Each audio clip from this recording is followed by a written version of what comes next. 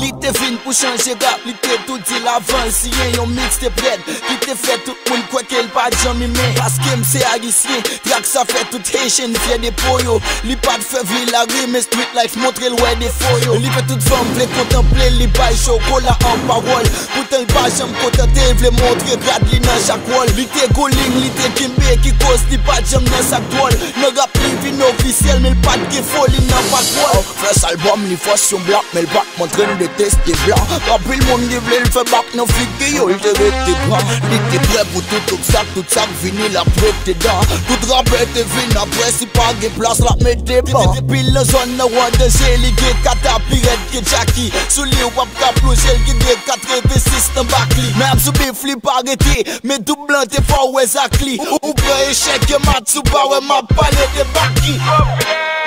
Yo, ses ba pou nek ki te fe mante nan game sa.